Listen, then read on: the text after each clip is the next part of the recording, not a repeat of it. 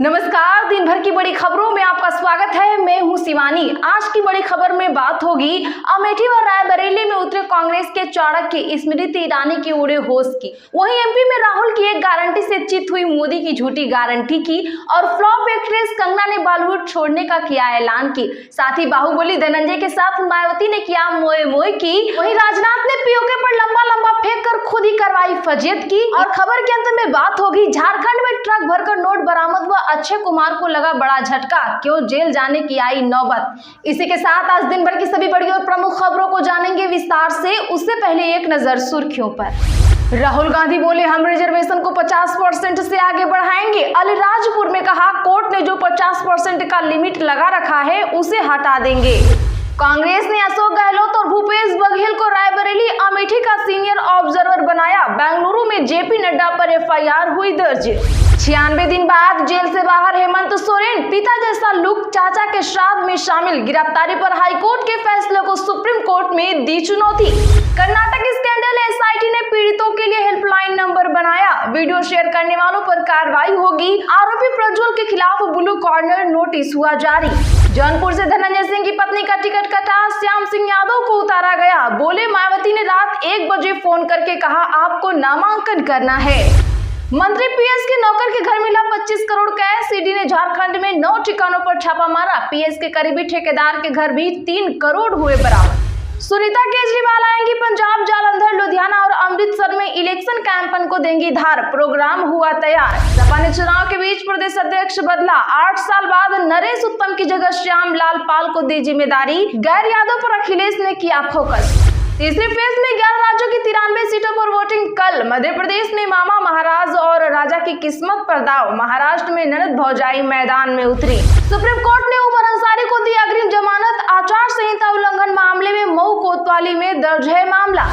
चुनाव के बीच भावुक हुए तेजस्वी यादव, पीएम मोदी के लिए लिखी यह बात। कहा चुनाव आते जाते रहेंगे, लेकिन दिल्ली शराब नीति घोटाला में के कविता की जमानत याचिका हुई खारिज। कोर्ट बोला राहत देने का ये सही समय नहीं। 15 मार्च को गिरफ्तारी हुई थी। कंगना रनौत बोली चुनाव जीती तो बॉलीवुड छोड़ दूंगी। बीजेपी कैंडिडेट ने कहा फिल्म की दुनिया बिल्कुल झूठी, राजनीति एक वास्तविकता। हिसार में कांग्रेस भाजपा उम्मीदवार की जुबानी जंग तेज। रणजीत ने कहा जेपी टीकाराम के ड्राइवर। जयप्रकाश ने कहा चौटाला को फिर रगड़ा लगाऊंगा। प्रमोद कृष्णम बोले राहुल राम मंदिर पर फैसला पलटना चाहते थे। करीबियों से कहा था सरकार बनने पर शाहबानो केस की तर्ज पर पलटेंगे फैसला। फारूक अब्दुल्ला बोले पाकिस्तान ने चूड़ियां नहीं पहनी। कहा हमको भुगतना पड़ेगा खामियाजा। राजनाथ सिंह के पीओके पर दिए बयान पर किया कमेंट। राधिका खेड़ा बोली मुझे कमरे में बंद क्या चीखती चिल्लाती रही मैं। दिल्ली में कहा राहुल की यात्रा के दौरान सुशील आनंद शुक्ला ने शराब ऑफर की। संविधान की प्रस्तावना के प्रति आप कांग्रेस नेताओं का साथ। कन्हैया कुमार ने पर्चा भरने के बाद रोड शो में भरी हुंकार। Jet Airways founder Naresh Goyal को अंतरिम जमानत। मनी लॉन्ड्रिंग केस में सितंबर से जेल में, जनवरी में कहा था जेल में ही मर जाऊंगा। अजमेर में अक्षय और अरशद वारसी के खिलाफ याचिका दायर। बार एसोसिएशन ने कहा फिल्म में आपत्तिजनक डायलॉग कोर्ट की छवि खराब कर रहे। सुनवाई होगी कल। जीत आपके चरणों में है, बस आराम करिए। बीच चुनाव बीमार पड़े शरद पवार से बोले उम्मीदवार। चलिए जानते हैं बड़ी और प्रमुख खबरों को विस्तार से। उससे पहले वीडियो को एक लाइक जरूर करें। राहुल गांधी बोले हम रिजर्वेशन को 50% से आगे बढ़ाएंगे। अलीराजपुर में कहा कोर्ट ने जो 50% का लिमिट रखा है उसे हटा देंगे। बता दें कि राहुल गांधी ने आज कहा कि हम आरक्षण को 50% से आगे ले जाएंगे। कोर्ट ने 50% का जो लिमिट रखा है उसे हम हटा देंगे। दरअसल बता दें कि राहुल गांधी आज मध्य प्रदेश के अलीराजपुर के जोबट और खरगोन के सेगांव में चुनावी सभा को संबोधित कर रहे थे। दोनों ही सभाओं में उन्होंने ये बात कही। राहुल गांधी ने कहा कि बीजेपी और आरएसएस संविधान खत्म करना चाहते हैं, इसलिए उन्होंने 400 पार का नारा दिया है। लेकिन 400 सीट तो छोड़िए, इन्हें 150 सीट भी नहीं मिलेगी। क्या आप इनकी बात से सहमत हैं? कमेंट में जरूर लिखिएगा। कांग्रेस ने अशोक गहलोत और भूपेश बघेल को रायबरेली अमेठी का बनाया सीनियर ऑब्जर्वर। बेंगलुरु में जेपी नड्डा पर एफआईआर हुई दर्ज। बता दें कि कांग्रेस ने रायबरेली और अमेठी लोकसभा सीट के लिए सीनियर ऑब्जर्वर की नियुक्ति की है। इसके लिए राजस्थान के पूर्व सीएम अशोक गहलोत और छत्तीसगढ़ के पूर्व सीएम भूपेश बघेल को चुना गया है। बता दें तो गांधी परिवार की परंपरागत सीट रायबरेली से इस बार राहुल गांधी चुनाव लड़ रहे हैं। वहीं अमेठी से पार्टी ने किशोरी लाल शर्मा को टिकट दिया है। सीनियर ऑब्जर्वर बनाए गए भूपेश बघेल भी छत्तीसगढ़ राज्य की राजनांदगांव लोकसभा सीट से चुनाव लड़ रहे हैं। उधर भाजपा के national president JP Nadda, IT cell के हेड अमित मालवीय और कर्नाटका बीजेपी के प्रेसिडेंट बीवाई विजयेंद्र के खिलाफ कर्नाटका प्रदेश कांग्रेस कमेटी ने एफआईआर दर्ज कराई है। सभी पर सोशल मीडिया पोस्ट के जरिए विशेष उम्मीदवार को वोट नहीं देने के लिए एससी और एसटी वोटर्स को भड़काने का आरोप है। 96 दिन बाद जेल से बाहर हेमंत सोरेन, पिता जैसा दिखा लुक, चाचा के श्राद्ध में शामिल गिरफ्तारी पर हाई कोर्ट के फैसले को सुप्रीम कोर्ट में दी चुनौती। जी हां, झारखंड के पूर्व मुख्यमंत्री हेमंत सोरेन ने ईडी द्वारा उनकी गिरफ्तारी को चुनौती देने वाली याचिका को हाई कोर्ट में खारिज होने के बाद सुप्रीम कोर्ट का दरवाजा खटखटाया है। उन्होंने हाई कोर्ट के फैसले को चुनौती दी है। साथ ही 13 मई से झारखंड में लोकसभा चुनाव के लिए होने वाली वोटिंग को ध्यान में रखते हुए मामले को जल्द सुनवाई के लिए अपील की है। इधर पुलिस कस्टडी में पूर्व सीएम रामगढ़ में अपने पैतृक गांव नेमरा पहुंचे। वे अपने चाचा राजाराम सोरेन के श्राद्ध कर्म में शामिल हुए। बढ़ी हुई सफेद दाढ़ी, सफेद कुर्ता, गले में गमछा लिए पूर्व मुख्यमंत्री हेमंत सोरेन करीब 3 महीने बाद जेल से बाहर निकले हैं।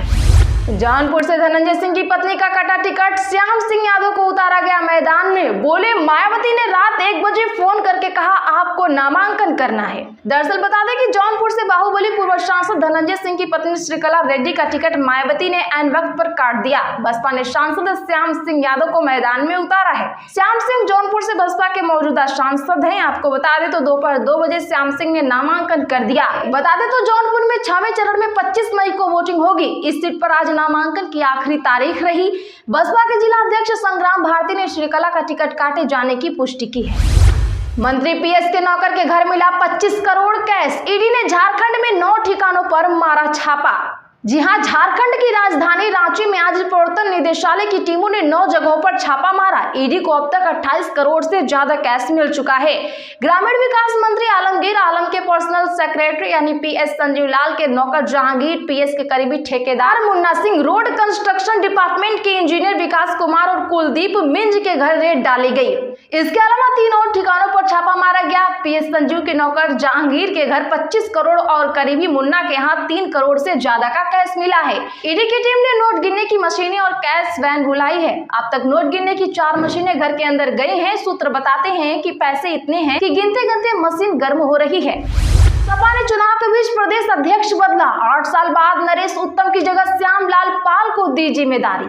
जी हां, लोकसभा चुनाव के दूसरे चरण के बाद समाजवादी पार्टी ने अपना प्रदेश अध्यक्ष बदल दिया है। नरेश उत्तम पटेल की जगह अब श्यामलाल पाल को नियुक्त किया गया है।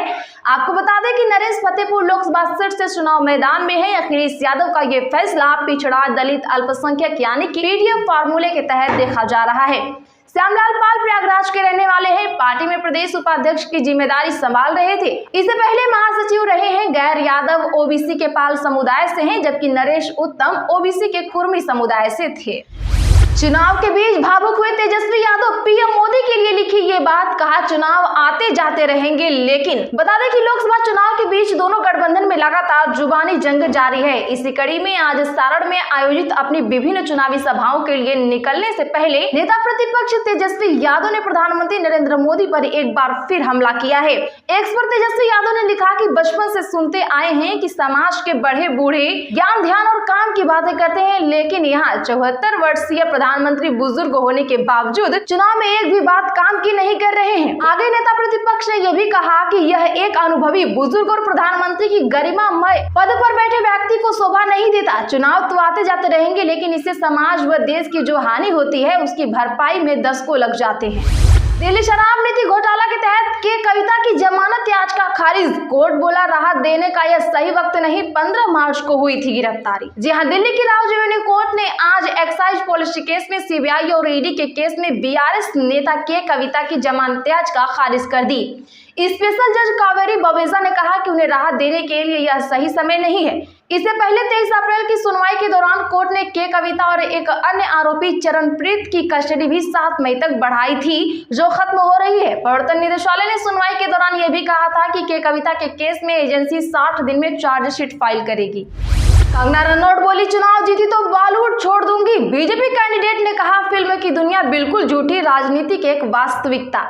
जी हाँ, हिमाचल की मंडी लोकसभा सीट से भाजपा उम्मीदवार कंगना रनौत ने कहा कि अगर वह चुनाव जीत जाती है तो बॉलीवुड छोड़ देंगी।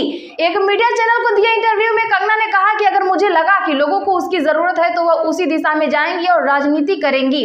फिल्मी जिंदगी पर्सनल लाइफ थी, अब लोगों के लिए है। कंगना ने कहा कि राजनीति और फिल्मी दुनिया एकदम अलग है। फिल्मों की दुनिया बिल्कुल झूठी है। फिल्म में लोगों को आकर्षित करने के लिए माहौल बनाया जाता है, लेकिन राजनीति एक वास्तविकता है।